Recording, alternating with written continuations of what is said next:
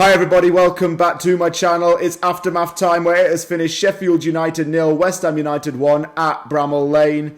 West Ham get a big 3 points and back-to-back wins. And it's also the fourth clean sheet in 9 games. I've got a lot to talk about in this game, particularly individual performances, because a lot of individuals for West Ham really shone today. An absolute abundance of players. So I'm going to talk about them and talk about some key highlights in the game. Two notable absentees from this game were Mikel Antonio and Andriy Yarmolenko. Antonio failed the fitness test and Yarmolenko's come down with COVID, unfortunately. Connor Coventry also is injured. I think he's got a leg or an ankle problem and he's out for 4 to 6 weeks. So that was the news with the starting lineup and some potential changes. In fact, it was pretty much the same from the Fulham game. And fans on Twitter were saying, oh, this is a team that could barely beat Fulham. But it stayed the same and I just went along with it, I guess. In the first half, it was a very even game. It was chances from both ends. But Lucas Fabianski made a lot of good saves to stop Sheffield United from scoring. On our end, Arthur Masuaku and Aaron Cresswell were running down the wings. Jarrod Bowen was running down the wing. And Cresswell was actually putting in a man-of-the-match performance in that first half. I will say this, just on a side note, Cresswell has done really well since we've had a back three. He's just aced in that position. I felt that in the first half, Jarrod Bowen was going to come under a bit of criticism because I felt that he was a bit selfish. Yes, he was running into the box. Yes, he was in the box a few times. But when he's got a player next to him, i.e. Haller, next to him, and he doesn't pass, he's setting himself up to miss.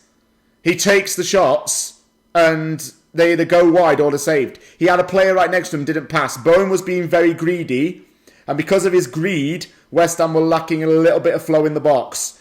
I was personally saying that Lanzini or Benrahma needed to come on at half-time and take Bowen off. Second half for Sheffield United, it started off well for the Blades. They had more of the ball and they put a few balls in. West Ham did have a mini chance of their own. Haller was denied at very close range by Aaron Ramsdale. But West Ham had the ball in the box, was still putting in the crosses and no one was getting on the end of them. And that was a repetitive theme for the first opening 8 or 9 minutes of that half. But the good thing was that a goal did come and it was a beautifully taken effort. No one talks about how much Pablo Fornals worked for this goal. No one talks about what he did to contribute. Because he wins the ball back. It does take a little bit of a bounce off a Sheffield United player. It rolls into the path of Sebastien Haller either way. Haller's there and he strikes it, top bins into the top right corner. Keeper's not stopping it. Haller gets a goal and proves his doubters wrong. And I can tell that the international break has done Haller a lot of good. Playing for the Ivory Coast, which is the birthplace of his mother. He's played for the Ivory Coast. He got a goal on his debut having come on as a substitute and he's done really well now to score for West Ham. You can tell that Haller and other players really benefited from this break. And it showed in their individual performances, which I'm going to talk about in a little bit. But yeah, 1-0 West Ham, Haller with the goal. It's looking good. The other issue that still bothered me, Bowen wasn't passing the ball around. And he hasn't been doing that for the last few games. Bowen wasn't passing the ball around in this game a lot. And I was begging for the manager to take Bowen off. He needed to come off because he wasn't... It's not that he wasn't contributing, so to speak. It's that he was, like I say earlier, being very greedy and not helping his team as a result.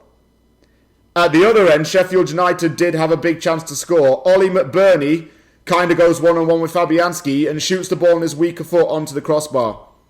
But don't forget he scored against West Ham in January 2020, so I think the crossbar helped us out. I'm really happy with the second half performance in general because West Ham got the ball back every time Sheffield United got it forward. Sheffield United were getting balls left, right and centre. West Ham were just winning it back. Declan Rice in particular was dispossessing players and starting counter-attacks. Kofal was doing a job today. Souček did an alright job, I think. It's fair to say, even though he had a header off target. Who else was really good? Haller obviously got the goal in that game. Fornals played very well.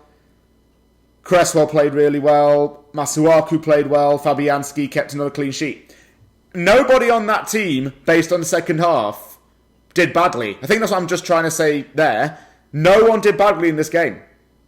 Everyone played well, got stuck in, kept grounded, and we professionally got these 3 points. What's even more impressive about this West Ham win could be the fact that our players have had to travel long and far for international duty, came back, and still performed excellently. I'm sure the likes of Balbuena, Bramall and Haller are still a little bit jet-lagged and feeling the strain of the flight, but no.